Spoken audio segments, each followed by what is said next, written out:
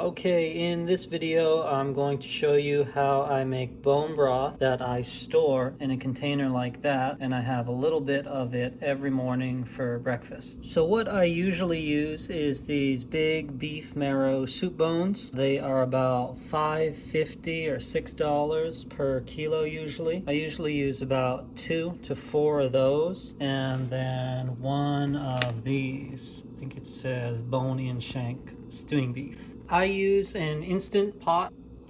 After I've rinsed the bones, I put them at the bottom. I can fit 2 in there. Bone-in shank at the top. Fill it with water just so the water will reach to above the contents in there. In this case, I think I'm going to push this down to the side a little bit. That way I can get away with using less water. So I'm taking water from my kettle.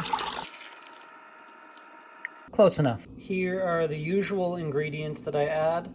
A splash of apple cider vinegar, a couple bay leaves, sea salt, and unnecessary but makes it taste a lot better, beef stock or beef bouillon cube. Usually I add peppercorns too, but I ran out, so I guess it'll just be these guys today. Splash of vinegar. Whoa. I've read that this helps extract minerals and fats from the bones, so that's good. Makes it taste really good.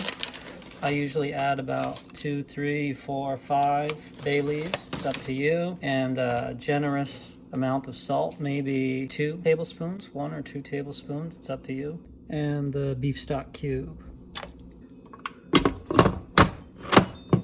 I go to pressure usually for 1 hour. So it's almost 3 hours later, and now I'm going to open the Instant Pot. You can see the pressure has been released.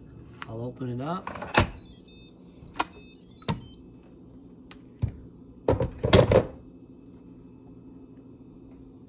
What I do now is I separate the meat and the marrow from the broth, and usually I will boil the bones a little bit more just to evaporate some of the liquid so it's easier to store. Ideally I can store it all in just one container like this. So here is the meat that I have separated from the bones and returned the bones back in. Now I'm going to boil this for another 15 or 20 minutes just to reduce the liquid and take off any other excess off the bones. That adds a lot of flavor. So let's come back in 15 minutes. So I just snacked on the marrow a bit, and the meat I'm gonna store in a separate container. I usually store the meat in a container like this, and then whenever I have some of the soup, I'll take a few flakes of this. I've let it cool after boiling it for a little while. Now I'm gonna empty this into this glass container. I'll leave all those thick parts in there too. I'll put this container in the fridge. The collagen will stay at the bottom and the tallow will rise to the top. This will be the tallow that I'll use for like stir fries or like hand moisturizers, and this is the collagen. I left the soup in the fridge overnight, and you can see that the soup has turned to jelly and the tallow rose to the top. So I'm gonna take the tallow and put it in this little container. Just like that.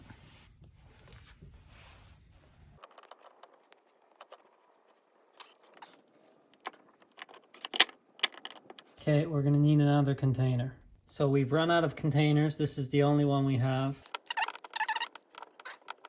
Good enough. So this here is what we'll use in the morning. So here's what I'll usually do. I'll take 1, maybe 2 tablespoons like that. Then add a bit of salt, add a bit of minced green onions.